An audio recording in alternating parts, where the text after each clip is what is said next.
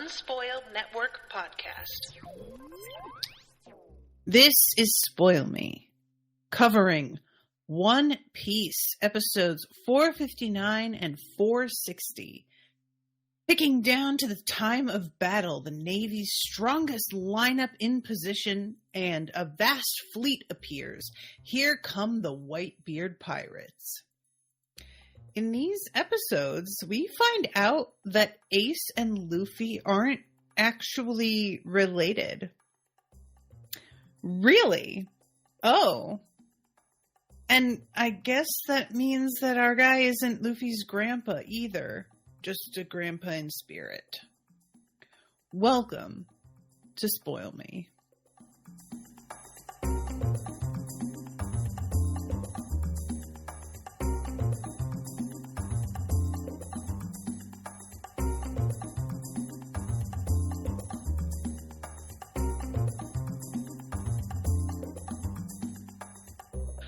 Welcome to the show, everyone. I am Natasha. Thank you very much to Florian for commissioning this episode, and also for being extremely patient, because yesterday I attempted to do this recording and my computer just lost its entire mind and refused to even record, and I had to restore everything from a backup because it just essentially shut down on me entirely.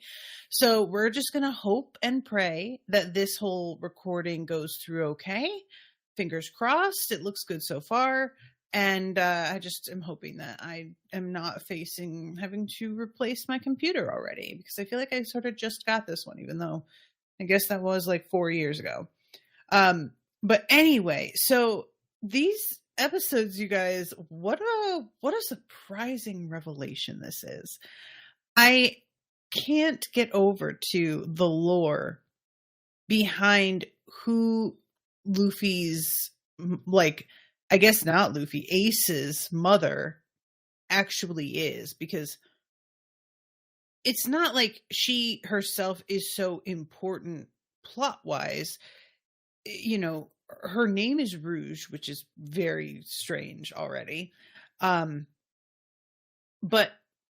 the bit is supposed to be that she was able to keep herself from giving birth to Ace for 20 months, I believe was the number that we were given.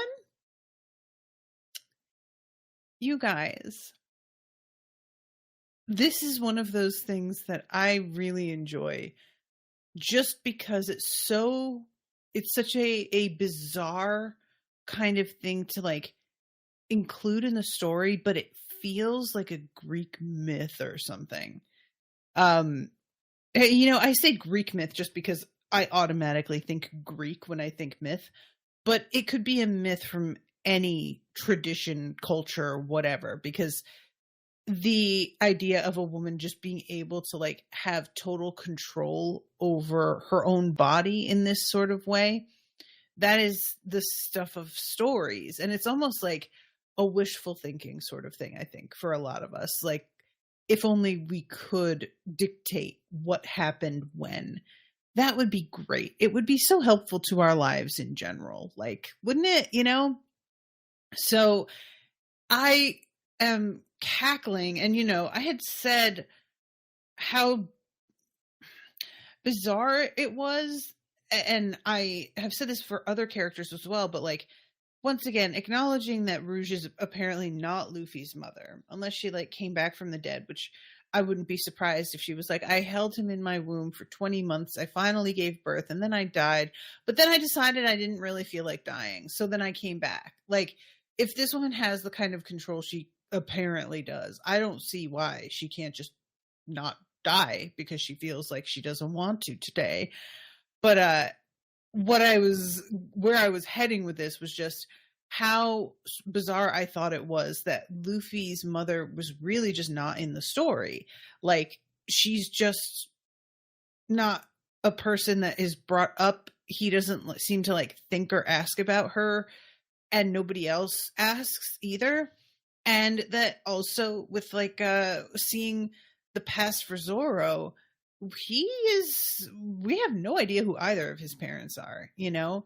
Um, for a lot of our characters, we do have that sort of background. We know what's going on with Usopp and his father and who his father actually wound up being and that his mother died. Uh, I guess with Chopper, we just know that he was born to a regular family and then like ostracized once he ate the devil fruit because he was no longer a regular reindeer. And you know, we know Nami's story, and Sanji's is like one that sort of aligns a little bit more with Zoro, where you don't actually know who Sanji's parents are either. He was just like working on a ship that got taken over, and as far as who his parents were to allow him to work on this ship or anything, that's not a factor. So I do find it really interesting how many of our characters who are fighters haven't got that kind of info on their background, but the ones that are like more grounded in reality in terms of what their abilities are, they do get a full story and a full backstory. So I don't know if that's like of any significance, the fact that it tends to be something that we don't hear or know about only when it's a person who is a complete badass. Like, is there a reason we haven't heard who any of their parents are? Is it going to turn out that like Sanji, Zoro, and Luffy are actually all related? Surprise, surprise, you know, who knows? But I just really think it's funny that it's not something that anybody even asks about. It would be one thing if our friends didn't know and they were just sort of like, yeah, you know, I don't know who my parents are and I've never known, and my whole life I've just grown up not knowing, and I'm used to not knowing. So it doesn't bother me anymore at this point, but it never really even comes up in conversation. And so I really wasn't like asking any further questions because I didn't think that the answers even existed. I was like, maybe he just doesn't want to consider it for the story because it's just not what he's focused on at all. It's simply a non-factor. And then to find out that there's like this whole thing with Ace. And yeah, even when we find all this out, it doesn't tell us who Luffy's mother is. We still don't know that. All we know is that we can cross Ace's mother off the list and see that they are not actually related. So I just want to say out of the gate, I do not for a moment believe that even if Luffy were to find out they're not related, that it would have any effect whatsoever on his mission to save Ace. Like, it's not going to matter. Luffy has never cared about blood. Like, he cares about Ace because of their history together. I think much more than he really gives a shit about like a familial aspect. And we saw the lengths that he went to save Robin even while she was actively rejecting him. So I don't believe that any of this information, were he to find out about it beforehand, will affect anything about what he's trying to do here. I think his mission will stay exactly the same. That's just how he rolls. Luffy is much more about like my personal relationship and my personal view of you as a person, and whether or not I think that you are just like a good soul.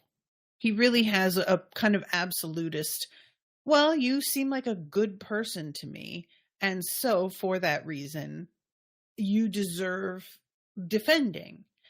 And I'm here for that.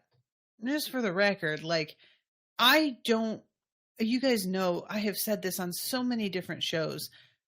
For myself, the idea that like family should come before everything has always been sort of a non-starter. Family is an accident. Whoever's family you are born into, it's a complete cosmic like throw of the dice.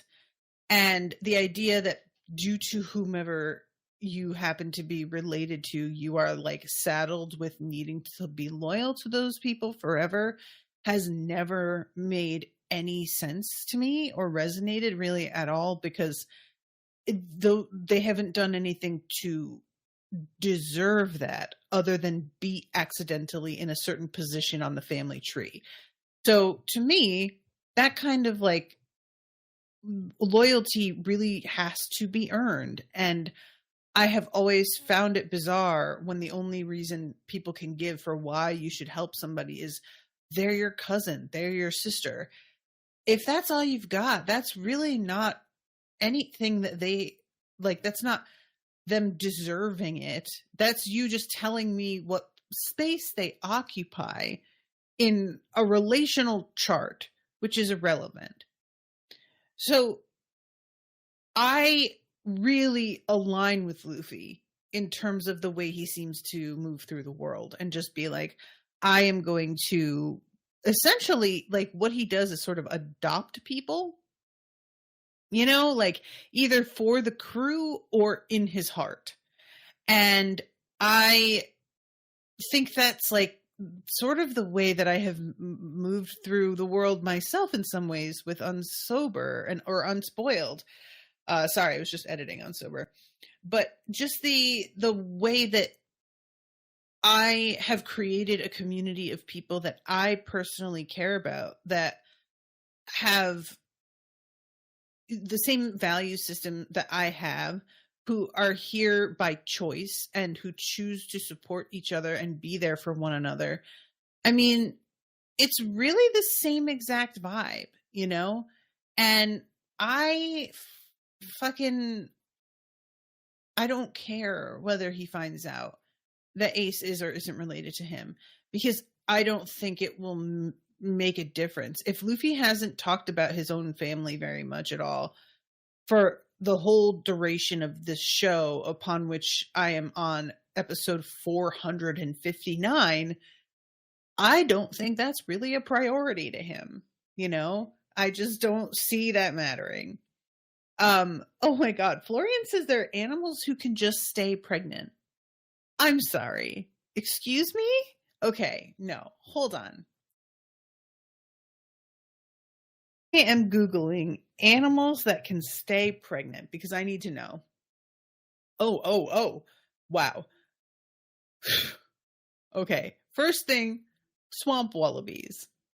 Swamp wallabies have 2 uteruses so they can conceive a new baby before birthing another. Why did nature do this to them? So they essentially can be constantly pregnant. That seems really unfair. Like, I mean, I guess if you just live like that and you don't know anything else, you aren't aware that that sucks for you. But that just really is like, it also feels like nature was accelerating their growth rate, you know, like just, or their population rate for some reason. And I really want to know why nature was so intent on swamp wallabies being fruitful and multiplying. It's also led me to a list of the long gestation periods of 12 different animals. Not saying that they can stay pregnant, but it says the elephants are pregnant for 18 to 22 months, manatees 13 months, camels 13 to 15, giraffes 13 to 15, velvet worm 15. How weird. And rhinoceros 15 to 18, walrus 15 to 16, and whales and dolphins up to 19 months. Huh. That is really interesting how much of a variance there is. Like, not to say that in, you know, the human gestation period there isn't a variance, because it's not just at 9 months, but these are variations of several months sometimes. And I really am curious about how, like, do what's the word? Premature births count as a normal gestation period because premature births are somewhat common? Is that just seen as like, you know, human gestation periods are 8 to 9 months or 7 to 9 months? Or is it considered premature for us because we haven't fully developed, whereas these animals, they just have a completely different, like, you know what I'm saying? Sharks. Spiny dogfish can carry young for 2 years, while basking sharks can do so for as long as 3 years. The frilled shark can wait 3.5 years before giving birth. I'm sorry. Why does it say can wait? See, this is the question I'm asking here. And they made that sound like it's voluntary. I just want to know, can you just decide that you're still pregnant? Like, you know what I'm saying? That's all. I just want a little bit more information about this. Some animals pause their own pregnancies. Okay, this is what I'm talking about. And this is from the University of Melbourne. So, you know, Australia be crazy with their animals. More than 130 species of mammal can pause their pregnancies between a couple of days and 11 months. In most species, it happens when the embryo is a tiny ball of about 80 cells before it attaches to the uterus. That's really fascinating. The record holder for pregnancy pause time is the Tamar wallaby, studied for its ability to put embryos on hold for up to 11 months. There are 2 main ways in which animals do this. I'm so sorry to get into this, you guys, but come on, this is really interesting, right? Is that just me? The first way is to mate soon after giving birth to have a backup pregnancy in case something happens to the newborn young. The stress of lactating triggers a pause that lasts during suckling, and the pregnancy restarts once the young leave. The second way is to pause every pregnancy until the time is right, depending on the season. Minks mate at the start of March, but put the embryos on pause until after the spring equinox, when the days are longer. This ensures the young are born when conditions improve rather than winter.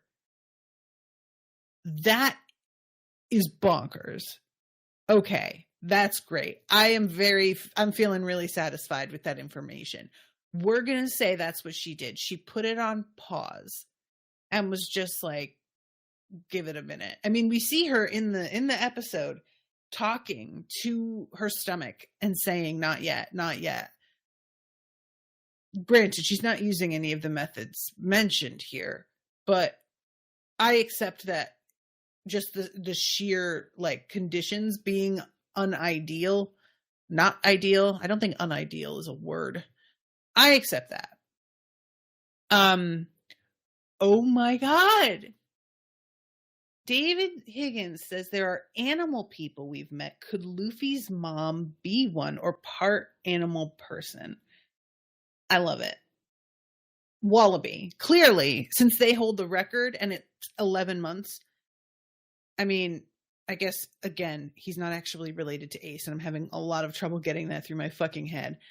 Ace's mom, part wallaby. That's what we'll do. Is, you know, if it's a 9-month term usually, and she's able to wait for 20 months before she gives birth, and a wallaby's record was 11 months putting it on pause, that math exactly lines up. So we are saying that Ace's mother is a wallaby person, and she was waiting for conditions to improve. And that is canon. And I hope that everybody will please update the One Piece wiki with this crucial information. I will give you the links to the source from the University of Melbourne about this topic. So I hope that helps. Oh my God. Okay. I'm like literally 20 minutes into this episode, and I haven't even started to talk about what's actually happening on the show yet. So why don't, like, I have, but not in order and not doing my like summary thing that I am trying to do here. So the first of these 2 episodes is really mostly about everybody like getting ready for this war that they believe is going to pop off, and the ways in which they are reacting to the news that we're about to see some violence here. And there is a lot of preparation going on, both among the people who live in like the surrounding area, as well as the families of the Marines. And we also see Ace being brought up to the area where he's going to be questioned in front of everybody. This is actually a really unusual sequence. So he's thinking back to like his childhood with Luffy, and that's the only sound like or dialogue we get. And this whole section where they're leading him up is silent except for the sound of footsteps, the sound of the chains clinking, all of the ambient noise, but there's no music and there's very, very little talking. And it was actually quite well done. I felt like it was like it added a lot of tension to the moment and really kind of made you stop and feel like there's something extremely significant that's about to happen. I love when they take him out of his cell. They bring him to the base of this staircase that he literally cannot see the top of. And they make him put shoes on. And I'm really curious, folks, is Ace like not a shoe wearer? I feel like the times that I have seen him, I feel like he was always barefoot. And there was a sense when he's made to put these shoes on, like this was a significant action on their part to get him to wear these, or that they asked him to wear them. I don't know if it's because he can like use his abilities with his feet, because I am pretty sure we've seen that before. So maybe that's why he tends to be barefoot usually. And that's why they're like, yeah, you're not doing that with us. But I just wanted to point it out because it, like I said, it just felt as if it was focused on in such a way that it's meaningful. Oh my God. Thank you, Florian. He's giving me the names of warlords. Dracule Mihawk, Hawkeye, Bartholomew Kuma, the Tyrant, Boa Hancock, Pirate Empress, Don Quixote do Flamingo, Gecko Moria. Thank you. Also not here, Blackbeard and Jinbei, First Son of the Sea. Yeah, we see Jinbei in this episode at some point, but I don't think Boa turns up in these 2 episodes. But we see a lot of people in brief flashes, so she may have been here and I just sort of missed it. I think that shoes are a religious thing. You don't send people into death barefoot because they have to travel to heaven/hell. Oh, God, that is fascinating, man. I think our whole like our human impulse to like create an afterlife, whatever that may look like for whatever culture you're in, and then have these like rituals that we require to help them with this imaginary afterlife. I say imaginary with the full acknowledgement. I don't know that they're imaginary. Maybe somebody is right. Doesn't really matter though. It's just really interesting how we'll come up with all kinds of things where we're just like, well, you need to give them the coins so that they can pay the ferryman to cross the river. Like, we really added so much bureaucracy into death. Even when you're dead, you can't get away with it. It just feels like, couldn't we have spent that energy on something that was a little less of a bummer? But yeah, so he has to climb these stairs, which I don't mind telling you kids, I would just have they would have had to add a couple extra days on to my projected date of death, because I would have to pitch a tent and rest for hours after probably going about a quarter of the way here. And when we go into the towns and stuff, people are talking about whether or not Whitebeard's even coming. Like, they haven't seen any sight of his ships, and we find out why that is a little bit later. But they're sort of thinking maybe this is much ado about nothing, you know? And we see people at the market and whatnot. One of them is saying, isn't Whitebeard a little too old for war?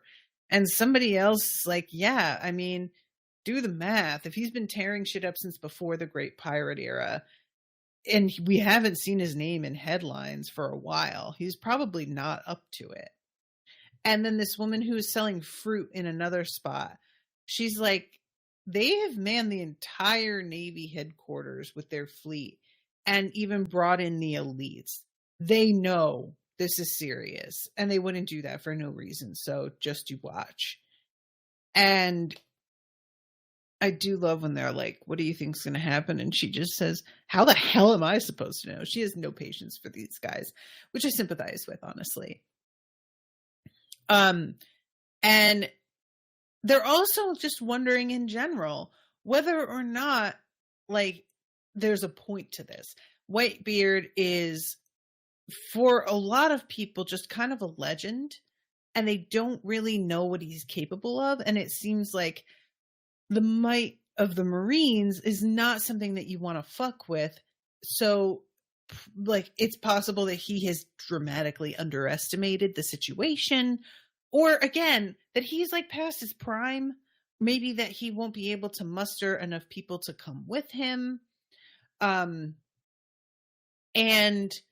you know, some folks are talking about how, like, Navy headquarters is in ruins, and there's this dude with a pipe, a tattooed head, hoop earrings, and tiny sunglasses. And I don't know who he is, but he is an entire vibe. And I really kind of hope to see him again, because he's just telling it like it is, and seems to be like, I don't have time for everybody out here doubting that this dude is somebody that deserves respect. And just, there's a sort of like quality to him that feels very irritated. And I really enjoyed the look of him along with everything. He almost looks like a genie. It might be the earrings, but, so yeah, then we go to this like frozen area. And I know that it says in different spots exactly where we are, but forgive me, the way that the subtitles work on this is a little difficult to see at times. But yeah, there's a bar owner who's like, I'm not opening today. There's an execution happening. And these other two guys are like, are you kidding me? Just sell us a bottle to go then. Why are you going to be acting like we should just go without drinking today?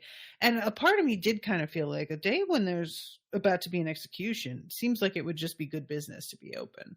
I feel like you're kind of guaranteed business when everybody's thinking about their own mortality, or just kind of getting hyped to see violence and death, you know? And there's some little kids who are singing like, Whitebeard, Whitebeard, he's so mean, he's so feared, as they're doing a jump rope. All right, look. Let's get one thing straight. When kids play jump rope or clapping games, and they include the name of a specific like person, they don't say boring, weak ass shit like he's so mean, he's so feared. That rhyme would be more like, Whitebeard, Whitebeard, he will strangle you to death and your neck will be sheared. You will have your face pressed to a metal plate and seared. You get very graphic with this weird, you guys know what I'm talking about. Children's like rhymes are weirdly grim and like sometimes gruesome and gory in a way that's extremely upsetting to adults, but as a kid you don't even think about it, as you're just saying the lyrics that you learned, you know? So I really wanted them to like kick it up a notch with that. It's a brief thing. He's so mean, he's so feared. And then we cut to another person talking. So that's all we get. But I really felt like we could have been a lot more hardcore with it. Like, little kids love violence. They love it. It's like, because they don't have any context for it. So to them, it's genuinely funny because they don't see in their mind's eye what that would really look like. What they imagine is something much more akin to like a cartoon.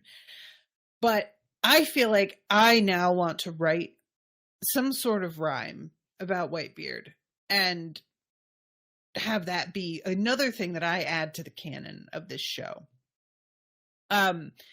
So yeah, you know, there's a woman who I believe is meant to be a nun, and she's praying and just asking for help getting through these terrible times. We always think we're in the worst times. And let's see, on the island of Marineford, home of Navy headquarters, there lies a large city primarily populated by Navy families, but not today. And we see that everything is closed up, and there's just like stray cats wandering around and not a soul to be seen. They were all evacuated, which makes sense. I wonder where they went. I'm not sure if we actually know that or if it's being told to anybody. It says at the evacuation site on the Sabaody archipelago. Oh, the displaced. That's where it is. They're watching on monitors at Sabaody. Okay, I forgot. So they did tell us. But yeah, so everybody's watching this, and it's a really fascinating thing that this execution is such a, what's the word I want? Spectacle. I mean, yes, but that's not exactly what I mean. But that it is of so much interest to so many people. And of course, the reason for that being that it's probably going to initiate a war, and that's what everybody is sort of watching for. But I'm just trying to think if there was a moment, and I'm sure there was, in real history where something like this was sort of teetering, that it wasn't an accidental thing where, you know, somebody gets like shot and no one was ready for it, and all of a sudden everything kicks off because we're all reacting. This is a planned execution with a expectation that this particular opposing side is going to show up, and everyone is waiting to see if it's going to be as bad as they are expecting it to be. And there's that element of preparation and preparedness that I'm really like wondering, have we ever been in a place like this where we know probably if something is followed through on that it's going to cause absolute fucking chaos, and so we're just geared up and ready for some really life-changing events to potentially pop off afterward? And, you know, anybody listening who knows of something, like, give me a shout, because I'm really curious about, I'm not talking about we have some cops in riot gear because we suspect some people are going to be unhappy. That's different. That's a much smaller scale thing. We're looking at an actual war that they're preparing for here, you know? Forgive me, guys, if you can see Pippin, or if you can hear him. He is a little bit restless, but it's all right, buddy. I'll take you to the park after this. Everything will be great. So I got to speed things along. I spent way too much time talking about pregnant animals, and I don't regret a second of it, but also I just need to be a responsible podcaster at this point. But some of what Ace is thinking about when he's remembering his time with Luffy is telling Luffy the only way to live life is without any regrets, which is the kind of thing that a child would say, because they do not understand. Living life with regrets is a requirement to being a better person, and you can quote me on that. If you don't have any regrets about how you've lived your life, I don't want to know you, because you sound like a psychopath. Everybody should have regrets, because you grow and look back at who you used to be and go, oh God. And if you aren't looking back at your former self, with a grimace of horror at times, you probably haven't grown enough. And that signals to me that you don't have a lot of self-awareness or aren't a great person. So just FYI, he's dead wrong about this, but it is the sort of thing that a child would say. And meanwhile, like, guys, all of this is happening. He's still climbing these fucking stairs. It takes so long. My God. Oh my God. Pippin. Sorry, that was so loud. He startled me. Playing with his bone. So as this is all, beginning to finally come to a head, he's going through the doors and everybody is ready to like see Ace. We have Luffy and the rest of the crew that are on the ship, and they are trying to get through the gates of justice, and they're being told, you're never going to get through. You're just going to chill out here in the tub current. And it's not going to even matter that you came. And then we have this wild sequence where the gates begin opening and nobody can figure out why. And Buggy is just taking credit for it, pretending that he is opening them with his mind. And I admit, you guys, this cracked me the fuck up. I love that he's like pretending he's doing it, but it's not because he saw that they were going to open. He's like, and had an inkling and prepped for it. It seems like it was sort of, he saw them starting to open and decided, oh, I'm going to pretend this is all me. And I'm really like enjoying how he's doing it, putting on this little performance, but then thinking to himself, like under his breath, I wonder why they're opening. Like genuinely, I'm going to, completely take advantage of this moment. Don't get me wrong, but I don't understand what's going on here.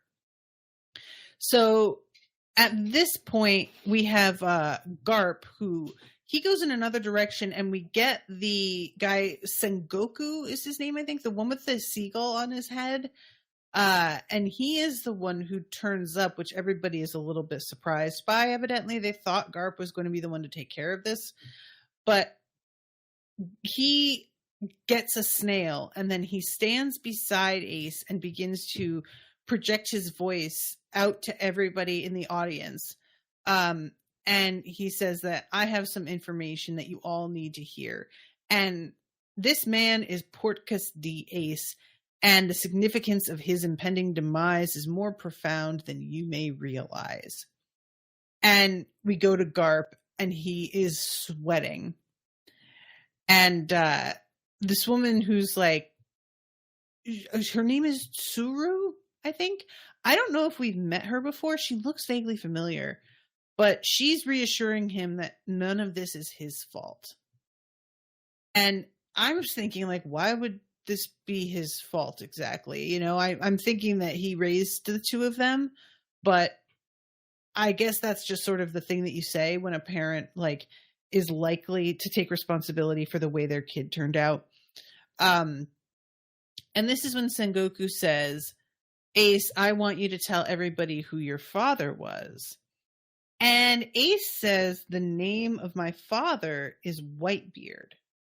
And I assumed that this was I'm loyal only to him. And I think that's the way that Ace intends it in this moment. But I believe in this that he still believes his father to be, what's his name? The serpent? What's his name? The dragon? The dragon, right? Did he believe that? Was the reality of who his father is news to him as well? Because yeah, this is when they say, we have spent a long time researching like where you've come from.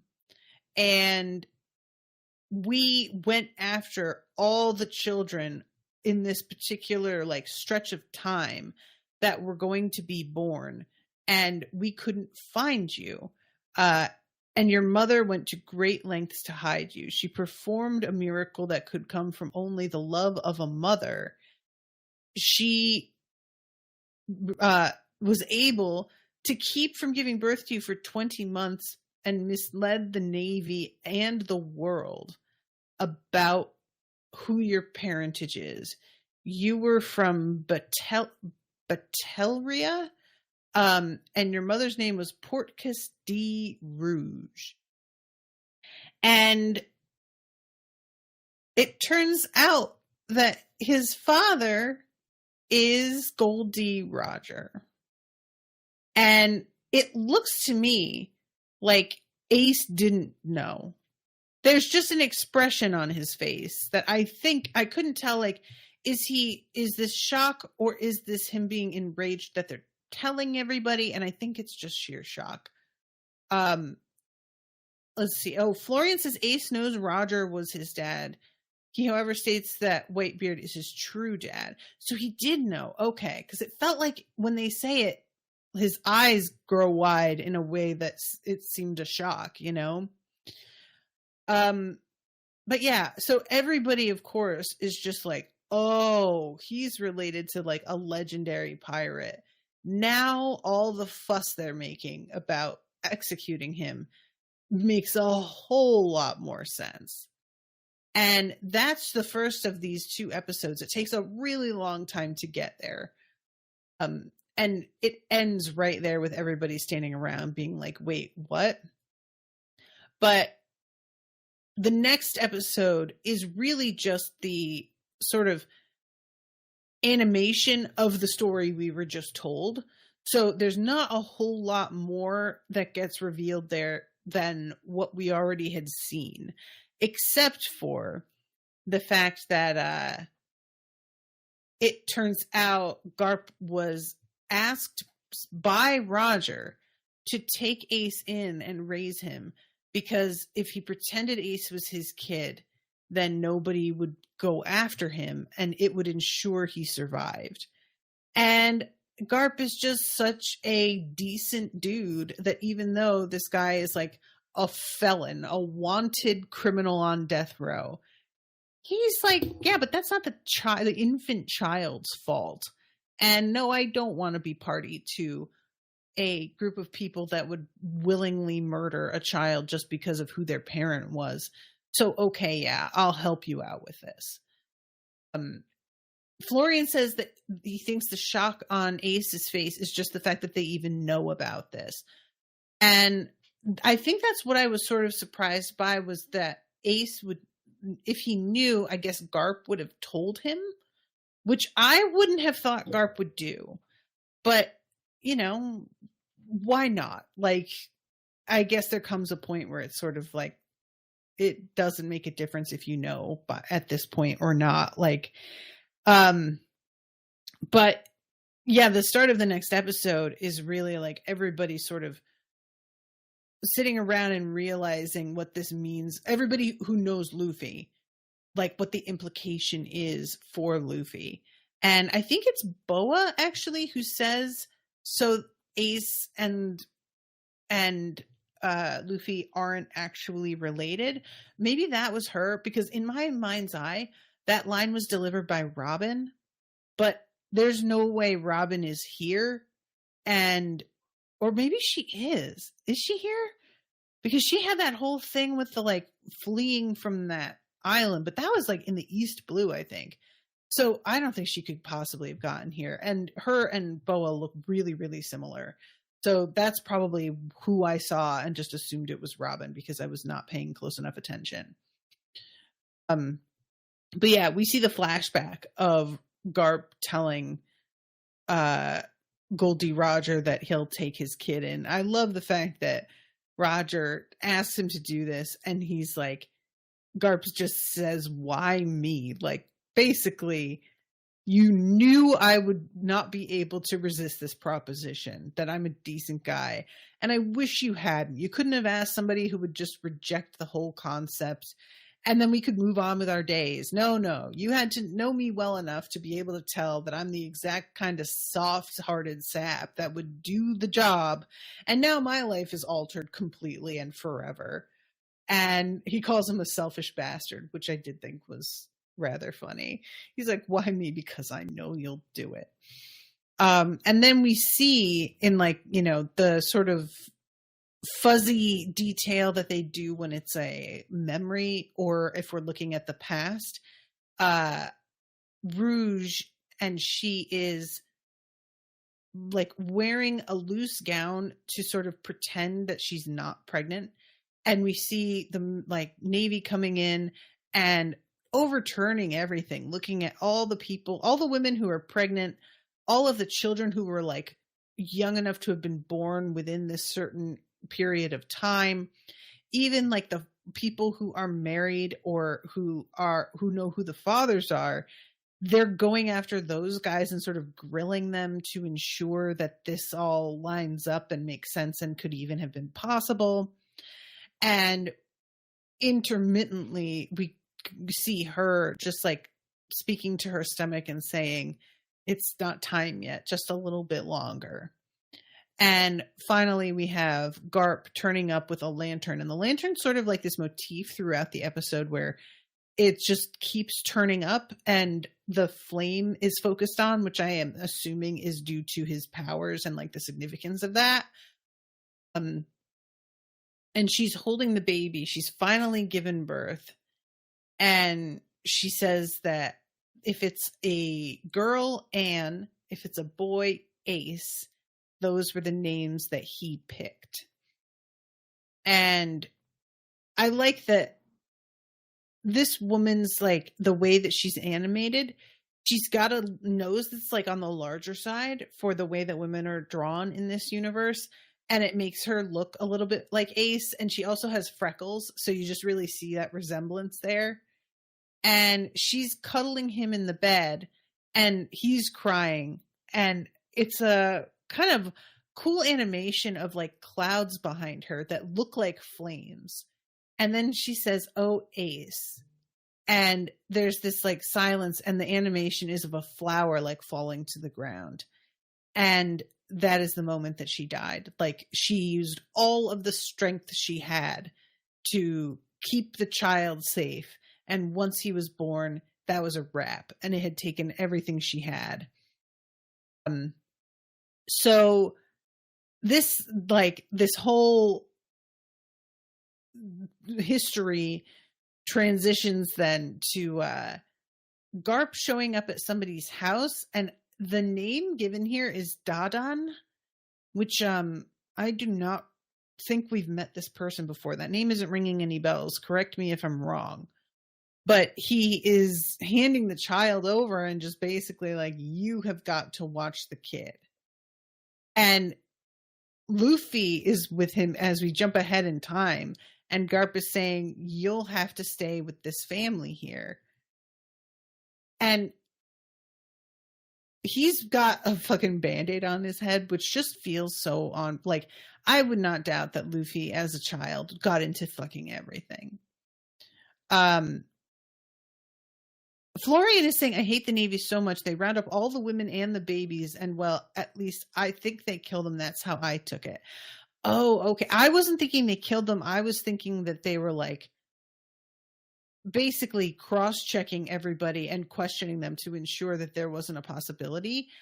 But maybe it is supposed to be a sort of like Herod killing all of the children between certain ages. I didn't take it that way, just because there was that's not the language that's used exactly. It's not really explicitly said. And usually there will be like silhouettes of somebody being killed or blood flying or something to sort of signify that kind of violence is happening. And they didn't include anything like that. So I didn't interpret it that way, but that's not to say that is incorrect. I'm going to go ahead actually, because like there's the One Piece wiki that has the summaries, and I'm going to see whether they specifically give an explanation there. He announces as blah, blah, blah. His biological misled the entire world. Nope. Doesn't say here. I'm going to go to the next one. These don't tend to have spoilers in them ever, so I think that I'm totally safe. let's see. Oh, so the leader tells the soldiers to find all the babies who are due within 10 months and to investigate them and all the pregnant women, as well as kill all the suspicious women. So that's what it says here, that they said to, and they also look into relationships that the pregnant women have, whether their marriages are real or not. So yeah, that's what they're saying, is that they were all killed, which is fucking brutal. This entire island. So there's like a missing generation of boys, I guess. Boys, if they were already born, and then if they are killing women who are still pregnant, who knows? Yikes, that's really fucking grim. Okay, well, I had not taken it that way, and that puts everything into a much more horrible light. So thanks for clarifying that, Florian. Yikes. Florian says, oh, it was. Yay, I was right about all the death.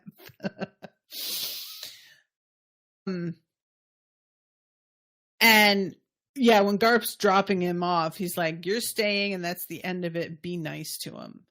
And I love it. Ace is up in the fucking trees and he also has a Band-Aid on his head. And there's just like already, you know, there's this kinship between the two of them. And Ace is saying, we both have the blood of criminals flowing through our veins, and that was the only gift those bastards ever gave us. I took the name Portgas from my mother because I owe her so much, but I don't owe my father a damned thing. He can keep his name. Whitebeard is my only father. And this is Ace speaking to Garp when he's been, you know, captured already. So evidently Garp was like going to keep this to himself, and they just had to share this information. And I am sort of like, I get where Ace is coming from with I don't owe my father a damn thing. But also, like, your dad is the one that set you up to be taken in by Garp and saved. So you kind of do owe him, like, everything. No offense. I get what you mean. And I'm not even, like, really interested in arguing. I'm just going to point that out. And it says you gain notoriety as the captain, the unrelenting captain of the Spade Pirates. And that's when we put it together. There was no doubt that Roger's bloodline had passed on. And Whitebeard came to the same realization and got to you before we did. In order to secure your mantle as the next king of the pirates, he warmly accepted the son of his old rival aboard his ship. And Ace says, I joined my father's crew in order to make him the next king. And Sengoku says, nobody believes that except you. Which is a pretty brutal line. That basically you are deluding yourself and everybody around you knows why he went after you. You think this was for his benefit, that you made a choice. Kid, no. He knew who you were, where you were from, and he came at you because of that. And I think the implication is meant to be that, like, you thought Whitebeard gave a shit about you as a person, but he knew the whole time who you were, and this was all him just making a move, playing the game. Which, if that is the case, and Ace is over here being like, that was my real father, and then it turns out this dude was actually just kind of playing him, that sucks. I hate that for him. I just... So, in any way, the only recourse we have is to execute you. Even if it means we face the prospect of war with Whitebeard. And it's just one of those things where, you know, it's a kind of bizarre story thing to me that, like, just because this was your parent, we see you as an extra threat.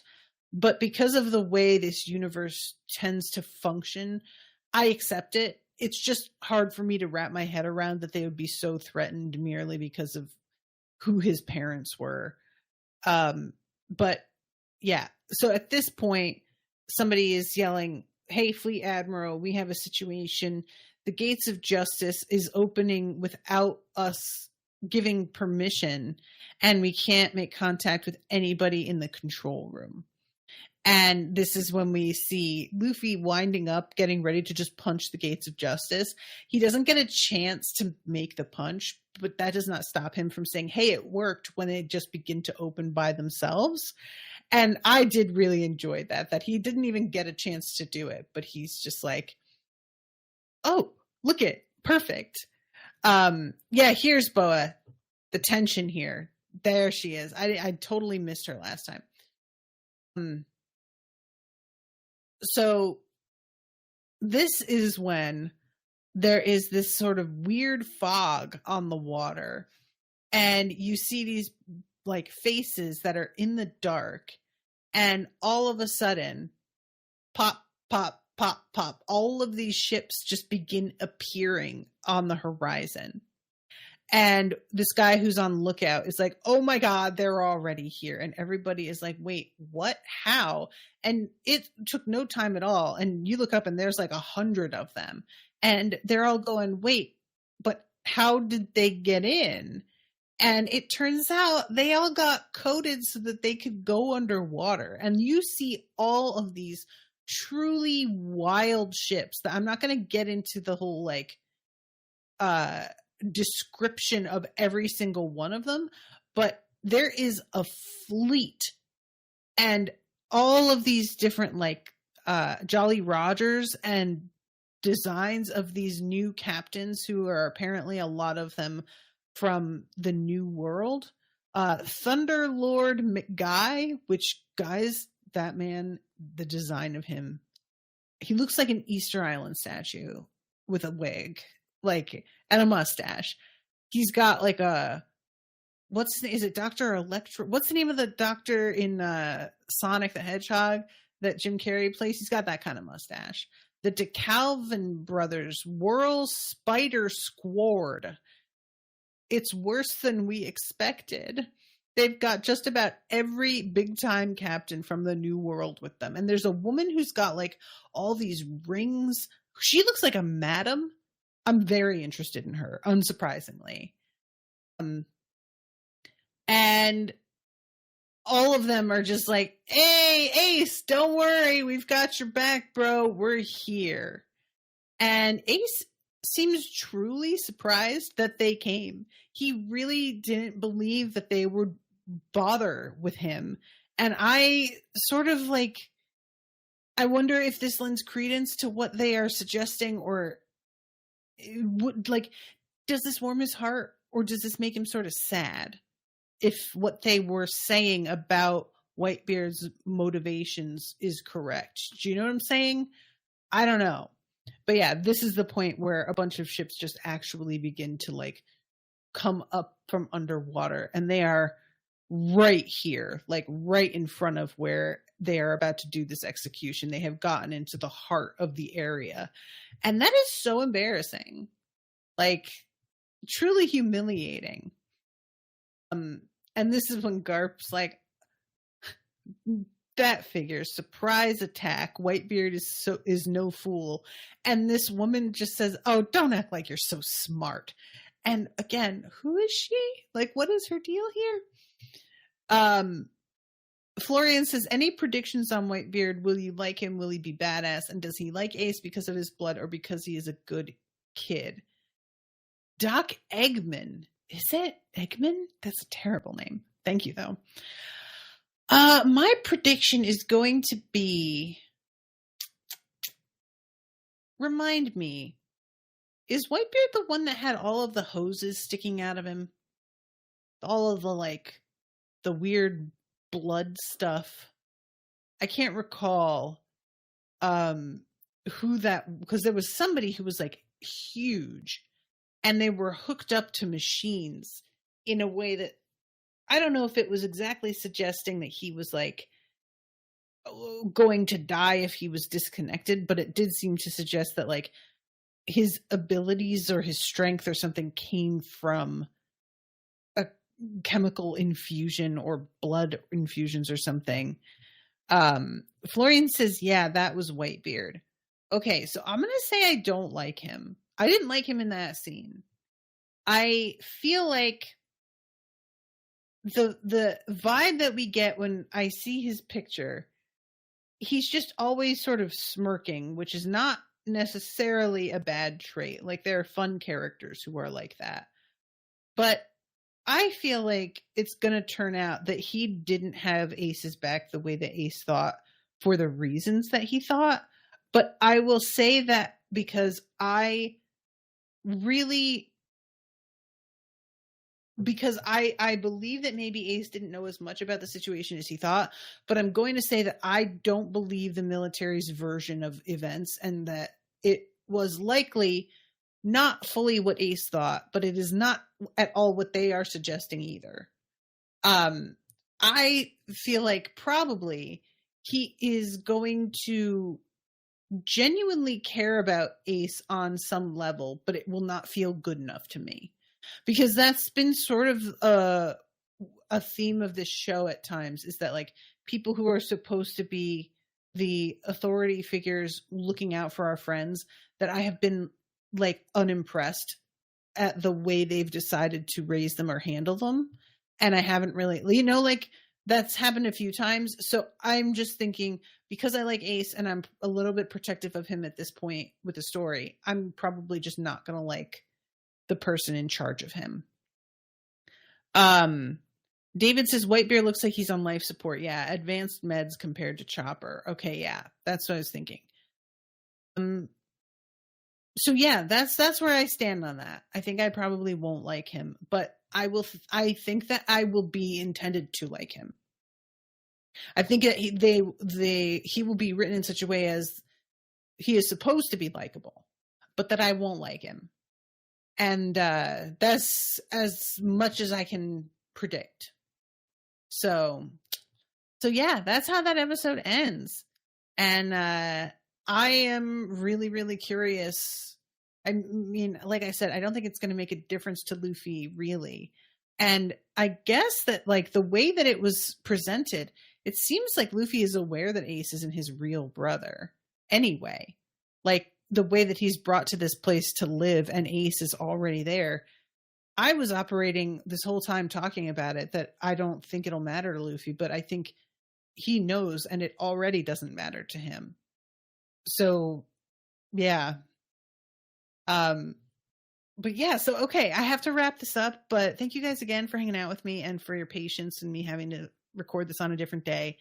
Really, really enjoying things and looking forward to finding out more. So until then, toodaloo, motherfuckers.